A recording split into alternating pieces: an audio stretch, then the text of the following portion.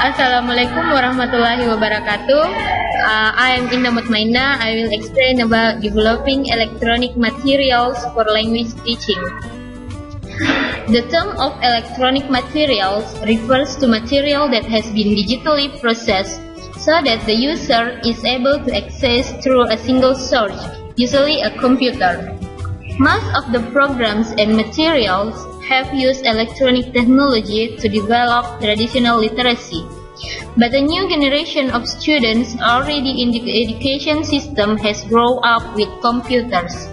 Their immersion in electronic world has involved different ways of constructing meaning, different ways of interacting, different expectations, and different ways of being in the world. Well, there are three major of electronic materials. The first is hypermedia, multimedia, and communication media. Hypermedia refers to the capacity to make links between bits of information. A link may be first internal to the current page. The second is between elements of a particular website, and the third is between one site to another site on the web. For example, by clicking on an icon that takes you to the related website. This is when we connect to the internet.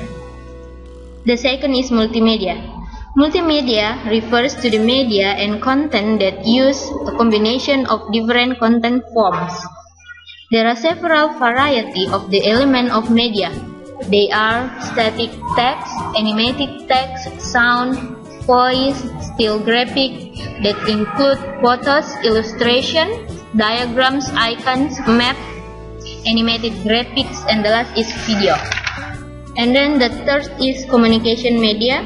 Communication media refers to the means of delivering and receiving data or information. Communication can take several forms such as email, bulletin board, discussion list, chat room, and video conferencing. Next, we move to the contribution to the language learning.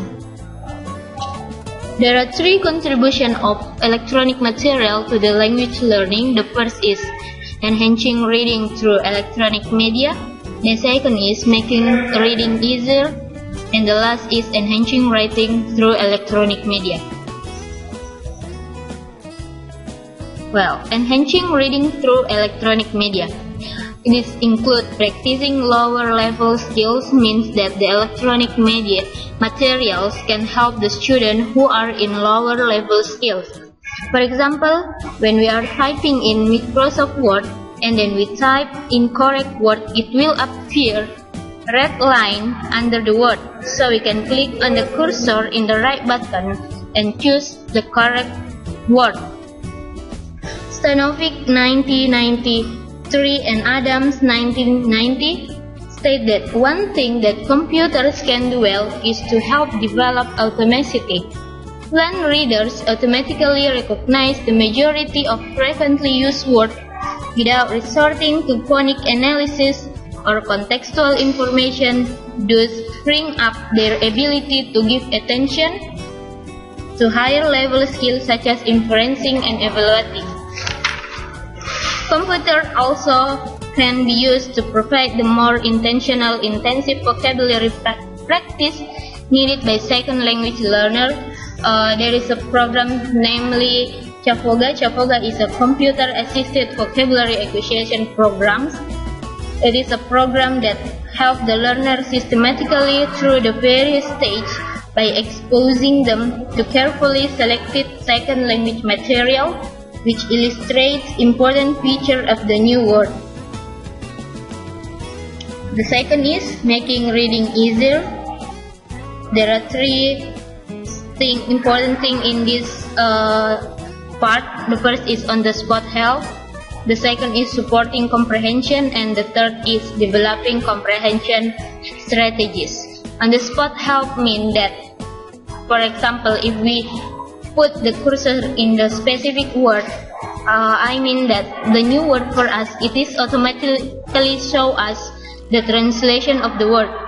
So, on-the-spot help means that to address the problem of using word to explain words. The second is supporting comprehension. Supporting comprehension means that the designer have to design well the programs so it can help the learner to comprehend the material. And the third is developing comprehension strategies. It is include predicting, skimming, scanning, and searching, guessing unknown word from context, monitoring their comprehension, paraphrasing, and the last is tracking the cohesive links in the text. And then the third is enhancing writing through electronic media. There are a number of recursive phases in this process.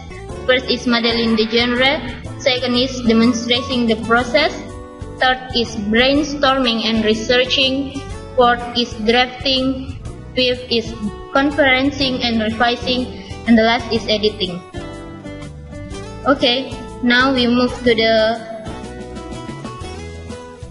building an electronic learning environment. There are three important parts in building an electronic learning environment. They are learning materials, pathways for learning, and the last is interpersonal communication. I think that's all about developing electronic material for language teaching. Thank you very much. Wassalamualaikum warahmatullahi wabarakatuh.